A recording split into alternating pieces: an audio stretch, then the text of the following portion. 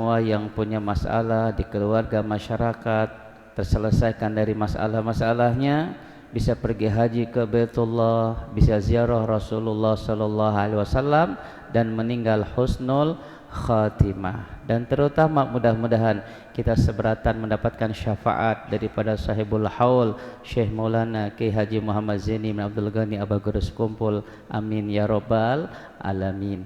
Hadirin hadirat yang dimuliakan Allah, enggak terasa malam ini malam pertama bulan Rajab tahun 1445 Hijriah. Ini umur kita nambah apa berkurang? Ya, nambah bagi yang di bawah 40, berkurang bagi yang di atas 40.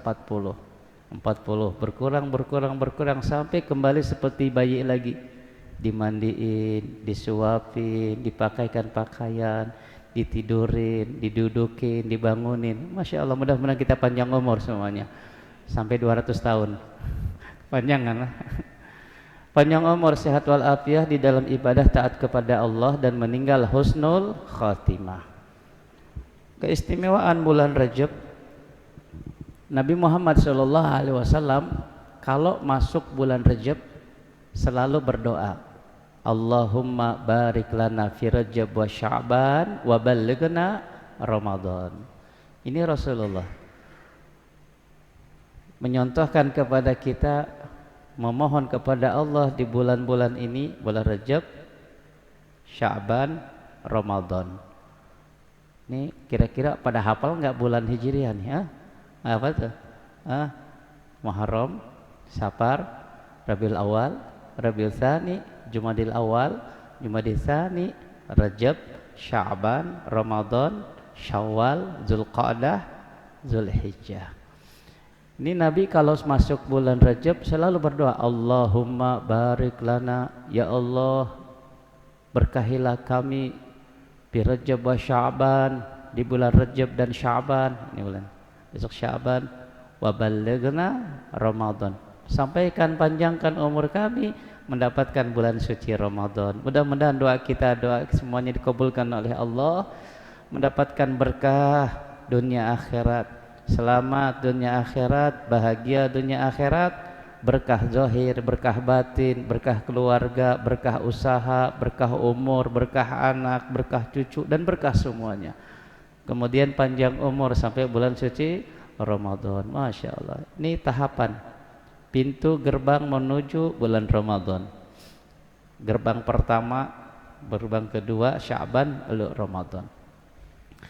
Ini ulama mengatakan Rajab ini syahrullah, Sya'ban Nabi sallallahu alaihi wasallam beliau bilang Rajab syahrullah, Sya'ban syahri, wa Ramadan syahru ummati. Disenderkan oleh Nabi bulan ini dengan Allah. Segala sesuatu yang disenderkan dengan Allah agung mulia. Kalau bahasa Arab itu baitun itu rumah, baitun, rumah. Tapi kalau sudah disandarkan Baitullah, kemana? Makkah, Masjidil Haram, ibadullah, biladullah. Jadi Nabi menyandarkan. Istimewa sekali nih bulan Rajab ini. Kenapa ulama mengatakan, Nabi tadi mengatakan syahrullah, bulan Allah. Di sini Allah mencurahkan maghfirah, pengampunannya. Bulan untuk memperbanyak istighfar kepada Allah. Kita banyak dosa. Ada di sini yang nggak punya dosa? Mana orangnya? Angkat tangan. Nggak ada. Semua kita banyak dosa. Mudah-mudahan dengan masuk bulan Rajab dengan istighfar, dosa-dosa kita diampuni oleh Allah Subhanahu wa taala.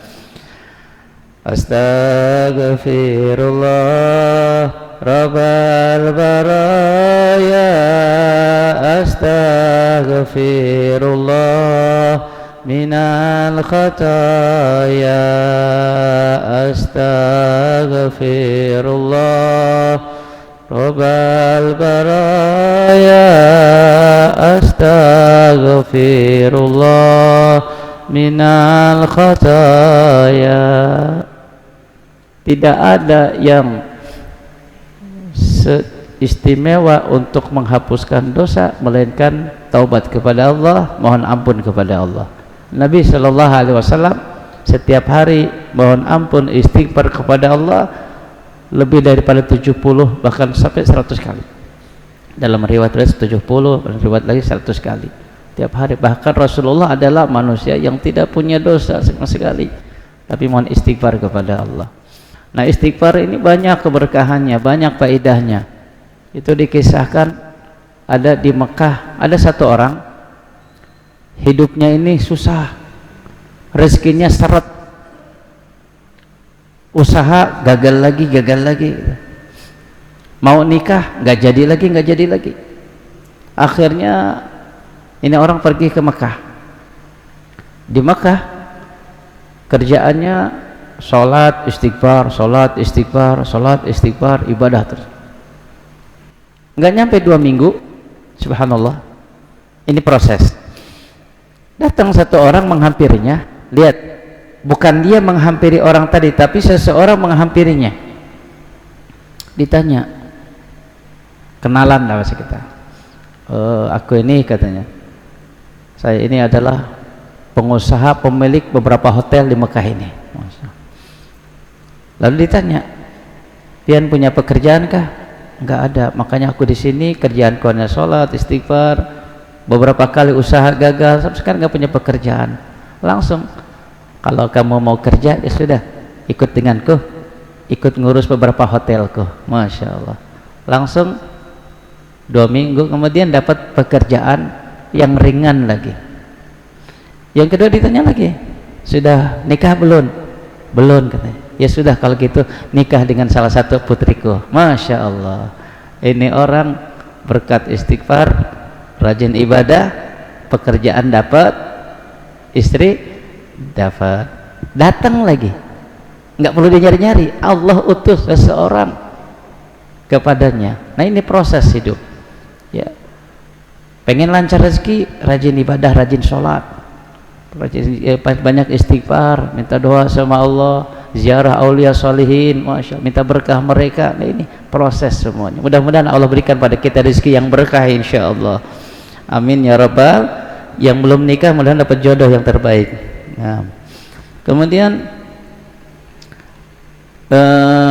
bulan Rajab ini adalah bulan untuk menanam. Ulama bilang Rajab syahrul zar'i, Sya'ban syahrul siqya, wa Ramadan syahrul hasad.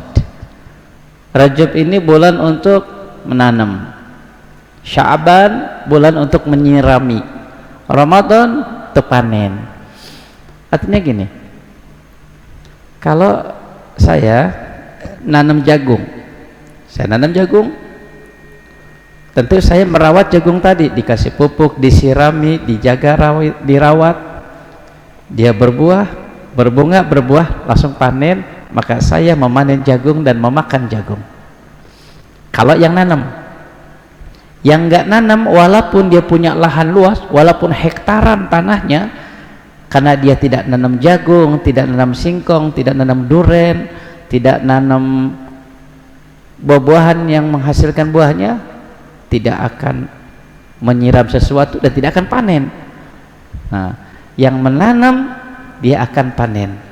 Artinya kesempatan kita selagi hidup di dunia ini, Allah kasih waktu untuk hidup, sisa umur dan waktu kita di dunia ini, rajinlah cocok tanam kebaikan-kebaikan. In khairan fa khairun, wa in syarran fa syarrun. Yang nanam kebaikan akan panen, mencicipi manisnya tanaman yang dia tanam di dunia nanti di akhirat. Yang nanam kejelekan, keburukan, kejahatan, sama dia pun akan panen pahitnya, ngerinya, dahsyatnya yang dia tanam ketika di dunia nanti di akhirat. Yang nanam duri di dunia bisa saja dia akan terkena duri. Terkadang orang yang pasang paku di jalan, dia sendiri yang terkena paku. Bahasa kita mungkin senjata makan tuan.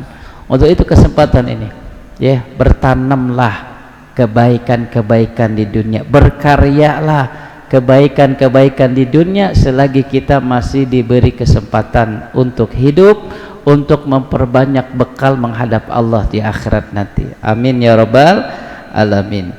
Keistimewaan bulan Rajab juga itu disebutkan, kata Nabi, Fadlu Rajab ala sairi syuhur kafadlil Qur'ani ala sairil kalam. Kemuliaan, keagungan, keistimewaan Rajab dibandingkan dengan bulan-bulan yang lain seperti kemuliaan, keagungan Quran di atas ucapan yang lainnya.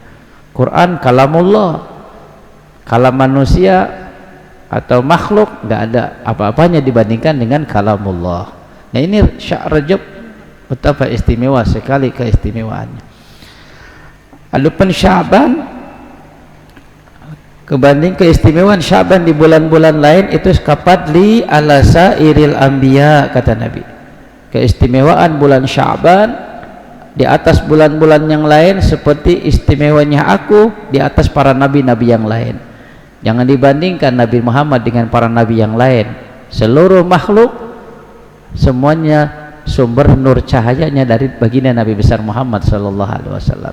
Rasulullah nurnya dari Allah, dan seluruh makhluk yang ada di alam semesta adalah dari nurnya Nabi besar Muhammad sallallahu alaihi wasallam. Semuanya, kata Nabi, seluruh para nabi bahkan Adam wa man dunahu tahta liwa'i yaumal qiyamah la fakhr. Nabi Adam dan seluruh para nabi-nabi yang lain di bawah naungan benderaku hari kiamat itu bukan kebanggaan, kata Nabi Muhammad SAW. Memang kenyataannya seperti itu. Alhamdulillah Allah jadikan kita menjadi umat Nabi Muhammad SAW. Hebat nggak Nabi kita? Hebat. Di bulan Rajab ketika Isra Miraj, ketika sampai ke Baitul Maqdis, semuanya Nabi Adam dan seluruh para nabi, para utusan, para malaikat, para arwah aulia solihin, arwah-arwah yang suci, semuanya berada di belakang pundaknya Nabi Muhammad SAW. Beliau menjadi imam makhluk semuanya, para nabi menjadi makmum, imannya adalah Rasulullah SAW. Keren gak kita punya nabi? Keren banget. Maka harus kita bangga menjadi umat Nabi Muhammad. Mudah-mudahan hidup kita cinta dengan Nabi Muhammad dan wafat pun dalam keadaan cinta dan diridhoi oleh Nabi Muhammad sallallahu alaihi wasallam. Amin ya rabbal alamin. Kemudian Rajab ini banyak sekali fadilahnya ya. Tadi itu istighfar, ya, sedekah, amal soleh, puasa, bertaubat. Ya, nah ibu-ibu di belakang nih, ya Bu. Ini bulan-bulan untuk bersih. Ya. Ini di mana-mana nih, di rantau, di mana kandangan nih, hari ini atau besok juga, masya Allah banyak kerja bakti. Kegiatan ulun juga di pesantren, besoklah hari ini Jumat kerja persiapan untuk menyambut tamu-tamu yang dalam perjalanan untuk hadir haula bagur sekumpul, masya Allah. Nah kita pun bersih-bersih hati tetap. Ya, pengen ziarah aulia solihin, pengen ketemu para wali, bersihkan hati. Ingin ketemu wali aulia solihin, bersihkan hati. Kalau ingin ketemu, jaga hati. Kalau pengen ketemu para pejabat, jaga lisan, aman. Tapi kalau ketemu para wali, hati kotor. Itu dulu satu orang datang ke para wali, dia bilang, lu minta berkah pian. Kata wali tadi, bersihkan dulu pian punya wadah, punya tempat, punya hati. Contoh nih ya, minum dulu dah. Kita datang ke tukang madu, bawa gelas yang kotor, belum dicuci. Kira-kira tukang madu akan nuangkan madu nggak ke gelas kita? Enggak. Gimana? Bersihkan dulu wadah pian, gelas pian, nanti akan kita tuangkan madu. Sama kita juga. Ingin ziarah, datang aulia solihin, hadirah para wali aulia solihin, bersihkan hati. Mereka tuh bidangnya husnudzon, minta berkahnya, minta syafaatnya, minta barokahnya. Itu mereka tuh masya Allah ahlillah, orang-orang yang mengenal Allah, yang hebat di sisi Allah subhanahu wa ta'ala. Adapun kalau ingin para ketemu dengan pejabat, nah jaga lisan, hati-hati beres. Hadirin dimuliakan oleh Allah, perbanyak amal ibadah, terutama sedekah ya, sedekah, rajin sedekah, apalagi di pagi hari. Nah, pagi hari itu ada satu nabi, mungkin sahabat Nabi Dawud, mungkin saya pernah cerita di sini atau di masjid-masjid lain, berkah banget sedekah itu. Apalagi di bulan-bulan ini, bulan Rajab, bulan Sya'ban, bulan Ramadan, Masya Allah. Dan setiap hari kalau bisa usaha, walaupun sedikit, tapi ikhlas, rutinitas gitu. Itu Nabi Daud punya sahabat yang paling dekat dengan Nabi Daud. Tahu-tahu malaikat Jibril turun, ya Daud, sampaikan kepada sahabatmu itu bahwasanya umurnya tinggal 50 tahun lagi, 50 hari lagi. Allah. Berat Nabi Daud menyampaikan pesan Jibril ini ke sahabatnya, karena 50 hari lagi artinya akan berpisah dengannya. Lalu mau tidak mau disampaikan, wahai sahabatku, aku ini berat menyampaikan kabar ini, namun ini perintah Jibril, harus aku sampaikan, yaitu bahwasanya Jibril bilang umurmu tinggal 50 hari lagi. Allah.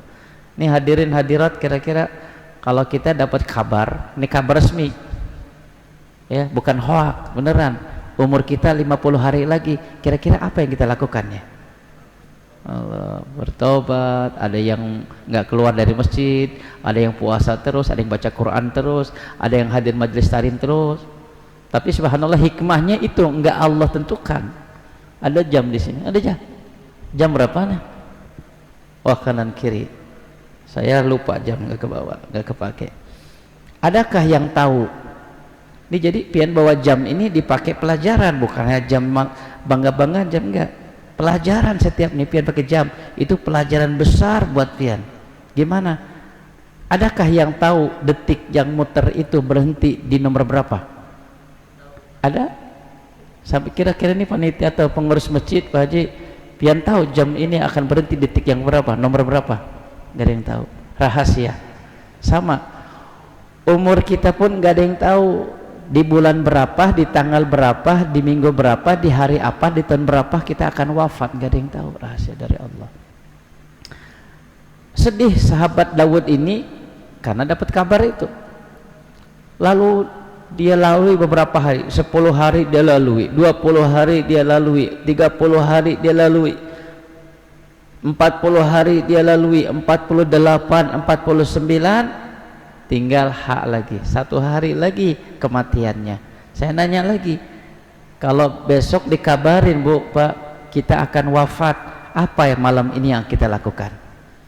Ayo, bayar-bayar utang, minta maaf kali ya, kembaliin barang-barang orang lain. Bu, sendok tetangga balikin nggih, piring tetangga udah setahun balikin ke rumah teman tetangga, biar ringan beban kita, biar ringan rumah kita. Nah, kendaraan apapun lah, jangankan ya Allah, jangankan tanah hektaran, jangankan rumah, tusuk gigi punya tetangga, tutup botol punya orang lain, akan diminta pertanggungjawaban di hadapan Allah. Itu dikisahkan. Kita ngabisin cerita dulu ini. Akhirnya malam hari sahabat Daud ini berpikir, apa yang harus dilakukan? Besok kematiannya dan besok perpisahan dengan Nabi Daud. Lalu dia bikin, besok aku ingin membuat makanan yang lezat, makan terakhir dengan Nabi Daud. Akhirnya dia masak yang lezat, makanan yang enak. Sudah dihidangkan, keesokan harinya dia bawa ke Nabi Daud. Dalam perjalanan ada seorang kelaparan, Tuan, saya sudah beberapa hari nggak makan, tolong kasih makan, lapar. Bingung sahabat Daud ini. Makanan ini antara dibawa ke Nabi Daud untuk makan terakhir bersama Nabi Daud atau disedekahkan. Akhirnya dia ngambil kesimpulan, dia pilih yang tepat. Kalau milih yang tepat, nyaman kita. Akhirnya Nabi Daud nih nggak perlu makanan nih, tapi orang ini sudah pasti. Akhirnya dia sedekahkan makanan tadi. Subhanallah, dengan pindah tangan makanan tadi ke orang miskin yang lapar tadi, saat itu juga malaikat Jibril turun menemui Nabi Daud. Ya Daud, sampaikan kabar kepada sahabatmu bahwasannya Allah telah menerima sedekahnya dan Allah menambahkan umurnya menjadi 50 tahun lagi. Masya Allah. Asalnya tinggal 50 hari, tinggal 1 hari, karena dia sedekah dikabulkan sedekahnya oleh Allah menjadi tinggal 50 tahun. Bagi Allah bisa. Enggak ada mustahil bagi Allah. Apa yang Allah hendaki terjadi. Sebagaimana dalam Al-Quran, yamhullahu ma yasha wa yusbit. Allah menghapus apa yang Allah hendaki dan Allah menetapkan apa yang Allah hendaki. Umurnya orang ini tinggal sehari, tapi Allah menginginkan dia panjang umur, bisa lagi menjadi panjang. Satu orang jatahnya umur masih panjang, tapi Allah menghendaki dihapus umurnya menjadi pendek, berubah menjadi pendek. Semuanya tidak mustahil. Mudah-mudahan kita panjang umur, sehat walafiat insyaallah. Nah, kemudian cerita kisah lagi. Nah, ibu belakang, Bu, semua hadirin. Bersih-bersih. Bulan Rajab, bulan Sya'ban menyambut bulan Ramadan, bersih-bersih, bersih-bersih batin kita, zahir kita, iri, dengki, sombong, takabur, hasud, dendam, hilangkan semua itu. Ada barang-barang milik orang di rumah kita, ya, ada sendok, ada garpu tetangga, Bu, anterin, ya, karena berat sekali, ya, memakan harta orang, menguasai harta orang. Jangankan tadi motor, mobil, sepeda, tanah hektaran, rumah, 1 jengkal tanah aja berat, akan diminta pertanggungjawabannya. Jangankan itu, 1 tutup botol aja punya orang kita miliki tanpa izin, bahaya. Itu dikisahkan Nabi Isa alaihissalatu wassalam lewat ke sebuah kuburan. Lewat ke sebuah kuburan, ada yang manggil-manggil, dihampiri oleh Nabi Isa. Kan mukjizat Nabi Isa bisa menghidupkan orang yang sudah wafat. Dihidup lagi orang tadi. Ditanya oleh Nabi Isa, apa pekerjaanmu di dunia? Aku ini adalah seorang kurir, ya, pengantar-ngantar barang, atau tukang itu. Satu hari aku dapat kerjaan mengantarkan kayu bakar ke rumah seseorang. Namun di tengah jalan ketika aku habis makan, tanpa izin dari pemiliknya, aku potong dikit tuh si kayu tadi, kayak lidi gitu, aku jadikan tusuk gigi. Semenjak itu aku lakukan, karena tanpa izin dari pemiliknya, tanpa halal dari pemiliknya, aku diazab, dituntut oleh Allah sebab perbuatan ini. Allah, hadirin, tusuk gigi milik orang lain, kayu bakar milik orang lain tanpa izin, wah, bahaya. Itu ada di Hadramut. Ada satu wali masuk ke rumah seseorang, dilihat rumah tadi, kan kalau di sana kan rumahnya itu, kalau kita kan pakai apa nih, pakai pelapon itu, pakai ini ya, dak ya. Kalau di sana tuh pakai ranting kayu, baru nanti jerami, baru nanti pakai tanah ini. Itu kelihatan ranting-ranting. Dia bilang semua memancarkan cahaya rumah orang tadi, ranting-ranting tadi, kayu tadi, kecuali tadi satu hitam. Ini ada yang nggak beres nih, ini satu kayu ini yang ada di rumahmu nih. Dapat dari mana engkau? Semuanya memancarkan cahaya, nur, tapi ini hitam, kenapa? Ini jangan-jangan nggak halal, milik orang lain. Masya Allah. Seorang wali tahu, Allah bukakan hijab kalau itu dari bukan yang halal. Artinya apa? Kita bikin rumah tuh, bikin rumah nih, cari yang halal, kena berat.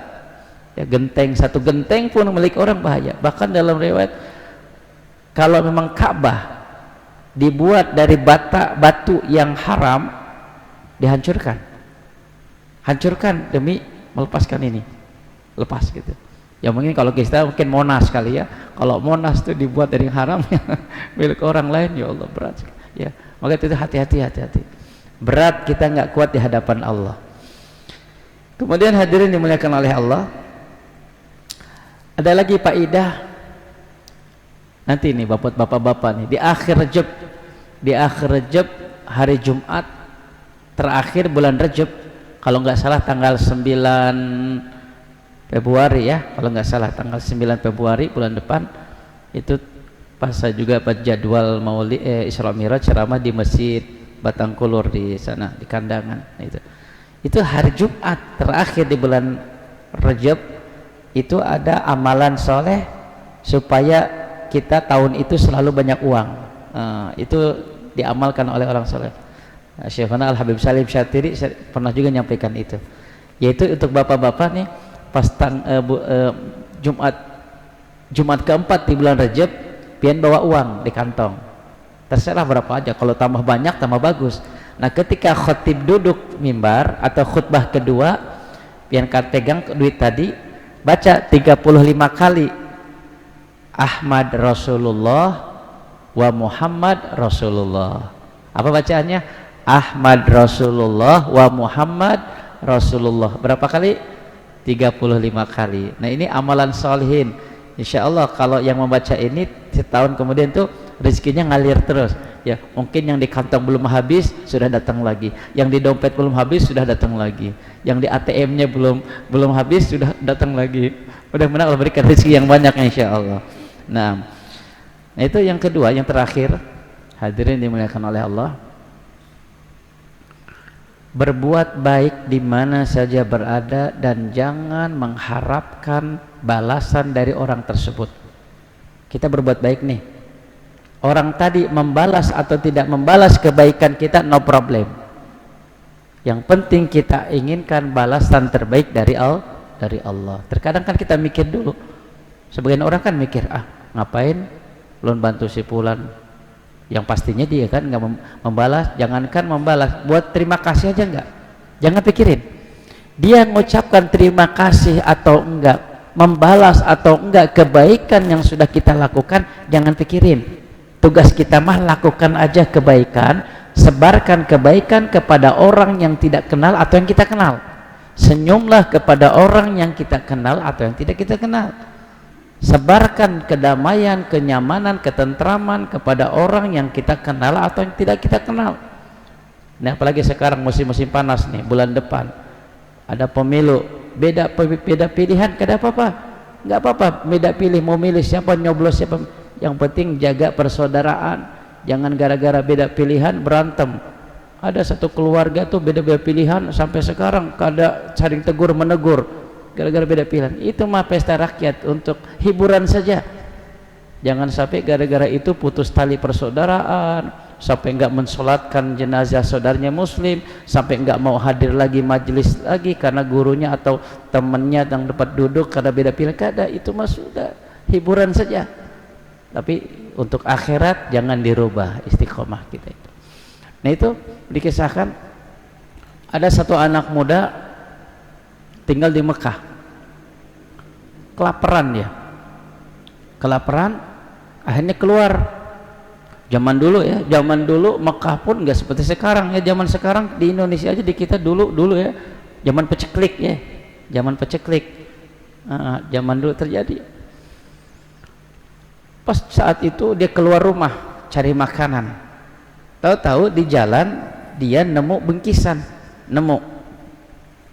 pas dia buka ternyata isi kantong tadi kalung yang terbuat dari berlian yang sangat indah, yang enggak ada duanya saat itu, mewah bagus sekali.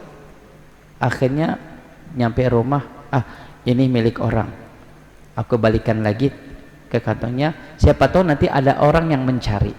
Udah taruh di rumahnya. Dia keluar lagi mencari makanan.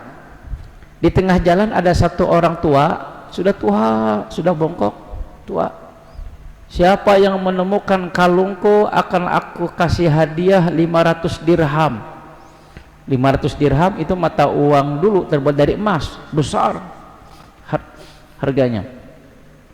Dia bilang, apakah itu barangnya di rumah? Akhirnya dia bilang, wahai Tuhan, mari ikut ke rumahku, siapa tahu yang aku temukan kemarin milikmu. Pergilah orang tua ini bersama anak muda ini ke rumahnya, tapi nggak langsung dikasihkan. Tuhan, coba sebutkan sifat-sifat barang engkau yang hilang. Disebutkan, ini wadahnya, ini apa yang kau hilang, bentuknya apa, warnanya apa, disebutkan sama dia. Pas sama seperti yang dia temukan. Oh, inikah yang engkau miliki? Iya, ini. Nah, ini pelajaran juga buat kita.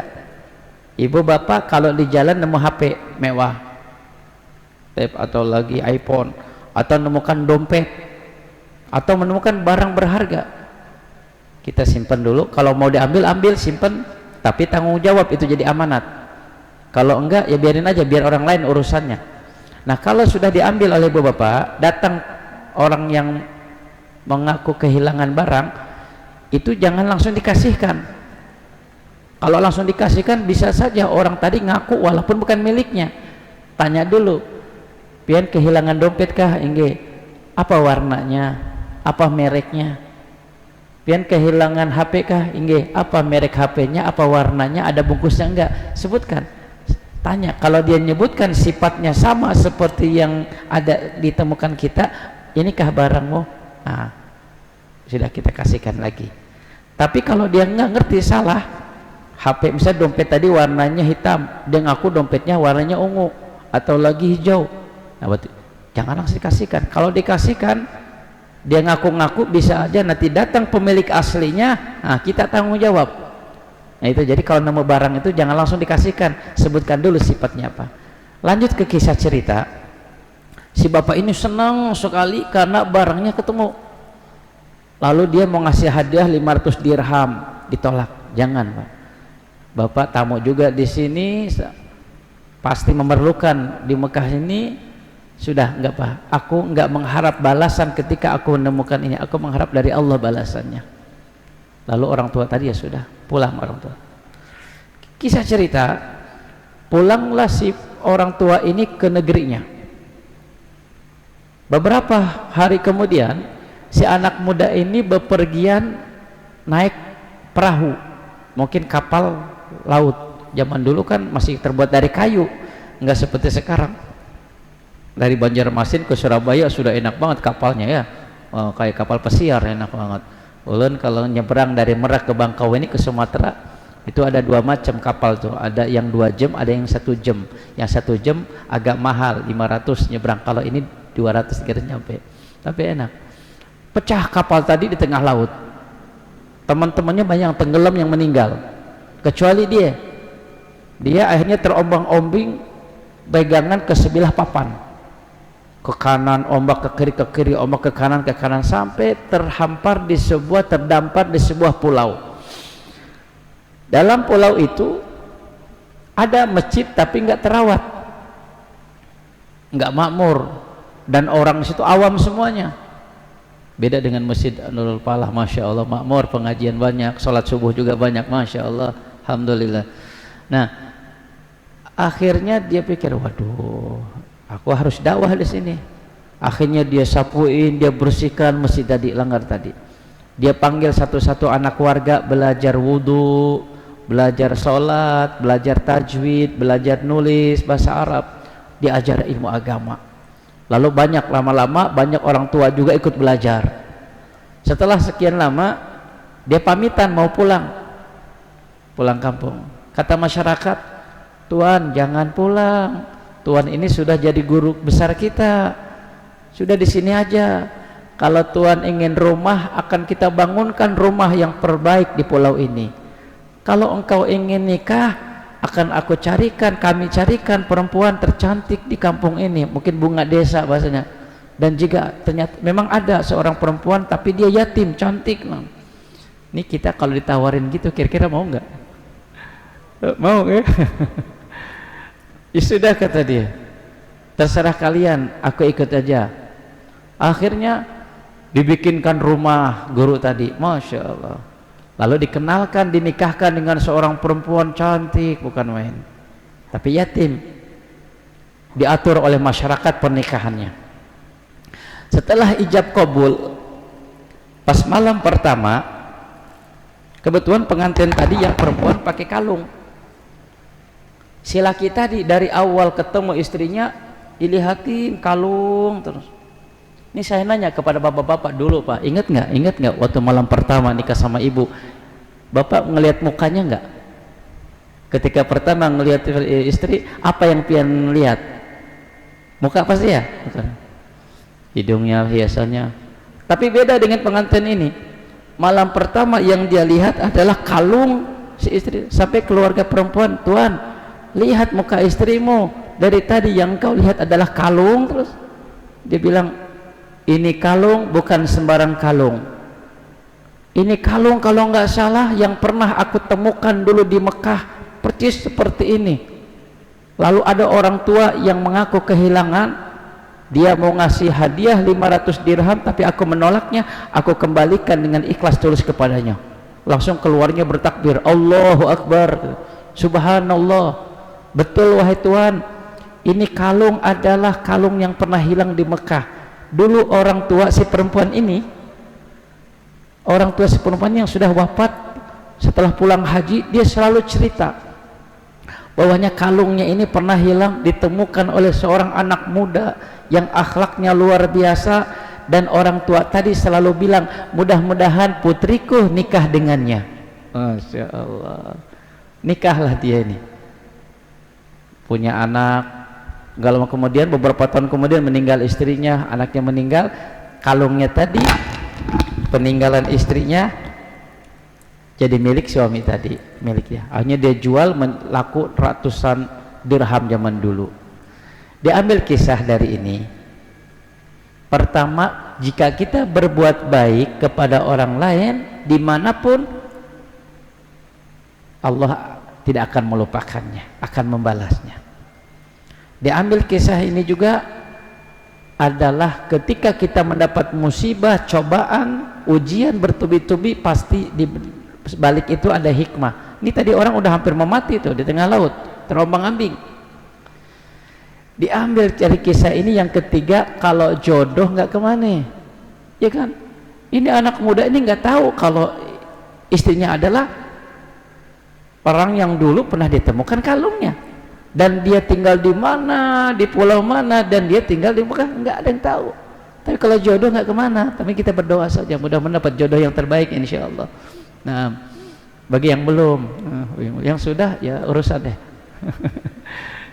Hadirin dimuliakan Allah. Yang terakhir, kisah dari kisah ini, pelajaran kita ambil doa orang tua, doa seorang ibu, doa seorang bapak untuk anaknya. Lihat, si bapak tadi ketika pulang kampung, "Ya Allah, semoga putriku nikah dengannya, dengan orang yang menemukan kalungnya ini di Mekah." Subhanallah, memang kalau doa orang tua itu kabul. Doa orang tua seperti doa orang tua untuk anaknya, seperti doa Nabi untuk umatnya. Mudah-mudahan kita mendapatkan ridho kedua orang tua kita insyaallah. Yang masih hidup orang tua kita, panjang umur, sehat walafiat, kita dapat ridhonya, dan yang sudah wafat Allah angkat derajatnya, Allah kuasin kuburnya, Allah angkat derajatnya, dimasukkan dalam surga Allah Subhanahu wa taala. Amin ya rabbal alamin. Baik, ada 4 menit lagi. Ada yang bertanya sebelum kita tutup, boleh? Oke, silakan. Tadi dulu, depan dulu. Waalaikumsalam warahmatullahi wabarakatuh.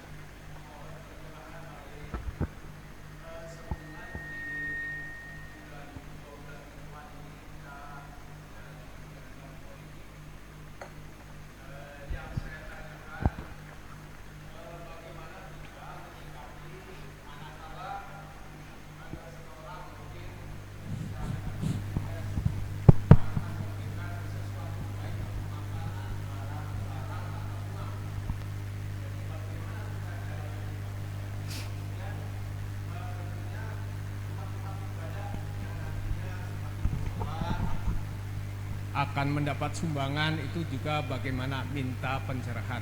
Terima kasih Pak Kiai. Assalamualaikum warahmatullahi wabarakatuh. Waalaikumsalam warahmatullahi wabarakatuh. Mau jawaban hati atau jawaban umum? Gini, ini semua orang punya pendapat ya, guru-guru pun punya pendapat, tapi insya Allah kalau yang takut kepada Allah akan menyampaikan apa yang disampaikan. Kalau memang calon-calon tadi memberikan hadiah uang atau terkadang karpet ke masjid nge, atau lagi toa speaker nge, kalau itu enggak ada kontrak, perjanjian, artinya dia nggak nyuruh harus pilih saya ya ini masalah. Itu mungkin dia sedekah gitu aja. Nah, tapi kalau masalah sudah sekarang perintah dan kontrak tadi itu dikasih uang misalnya setiap keluarga 500 tapi suruh pilih saya, nah itu kan istilahnya roshi wa murtashi, sogok menyogok.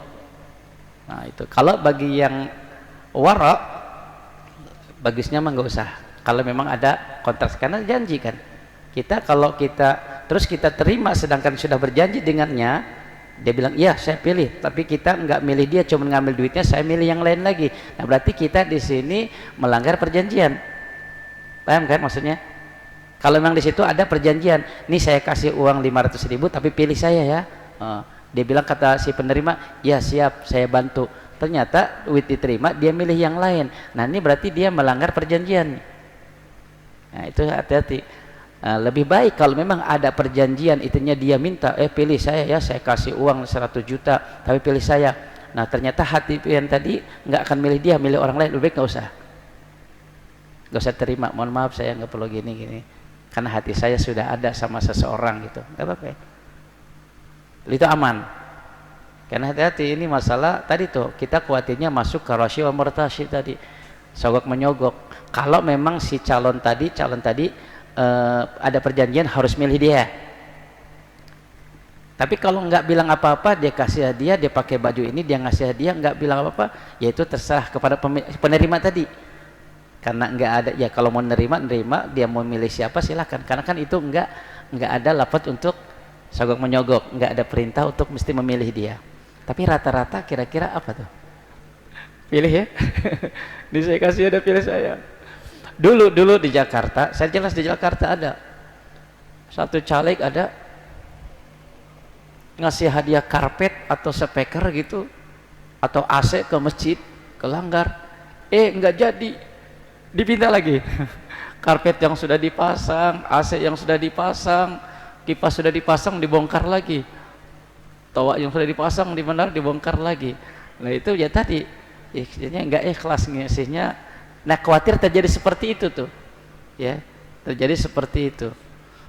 Nah jadi masalah itu silahkan ke hati masing-masing ya, ke hati masing-masing. Setiap orang punya pilihan, silahkan bebas milih, yang penting jangan ribut aja, jangan berkelahi, jangan tadi tuh. Nah mereka ini para calon-calon juga terpilih, alhamdulillah. Nggak terpilih, masya Allah, yaudah pian duluan lah, nanti ulun mungkin tahun depan nyusul gitu.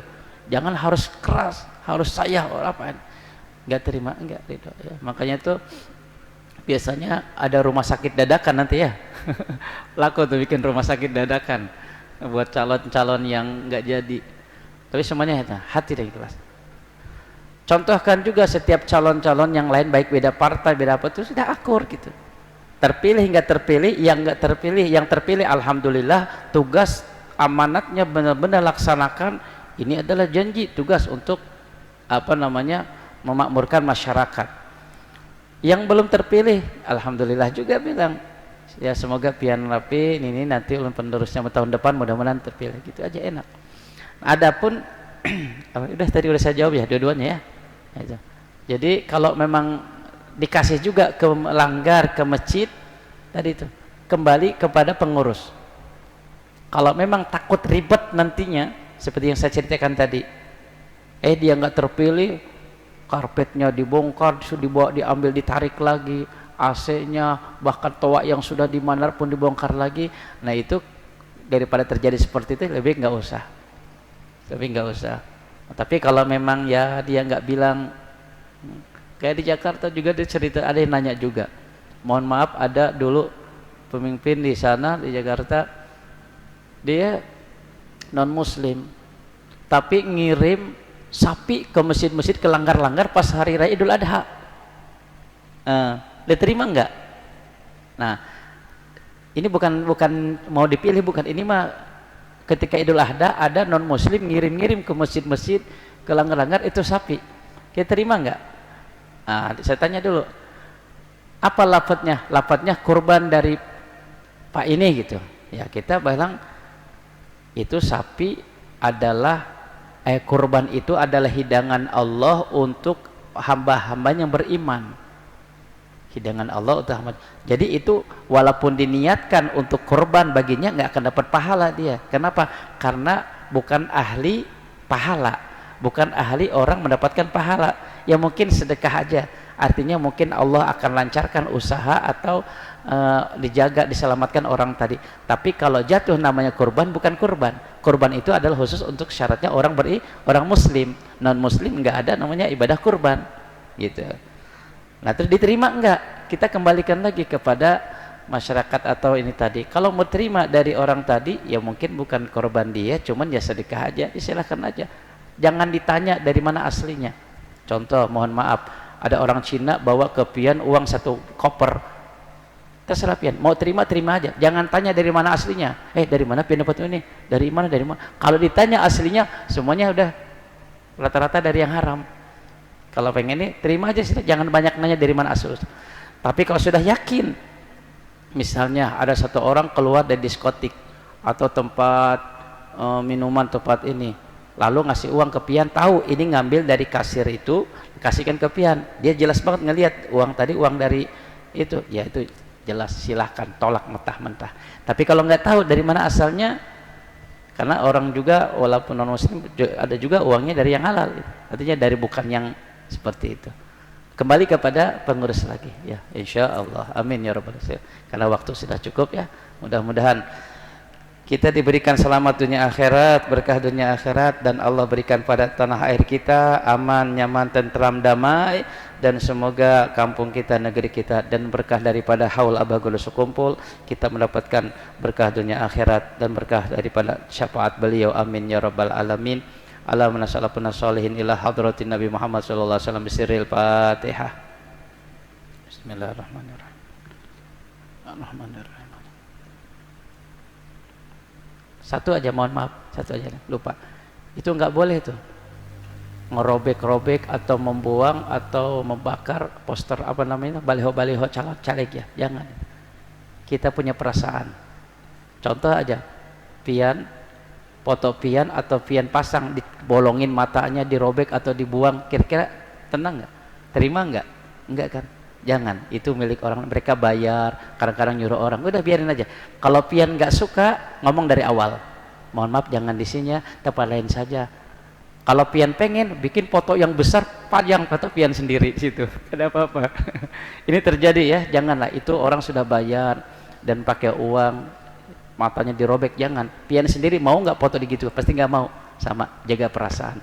Amin ya rabbal alamin. Rabbana taqabbal minna innaka antas samiul alim wa tub alaina innaka antat tawwabur rahim. Allahumma ij'al jam'ana hadza jam'an marhuma wa la taj'al fina syaqiyan wa la mahruma bi rahmatika ya arhamar rahimin. Rabbi wajma'na wa hababan lana fi darikal firdaus atyabi mudhi'i wa sallallahu ala sayyidina Muhammadin wa alihi washabihi wasallam walhamdulillahi rabbil alamin. Ini yang bisa saya sampaikan, mudah-mudahan bermanfaat. Mohon ampun, mohon ridho kalau memang ada kesalahan. Assalamualaikum warahmatullahi wabarakatuh.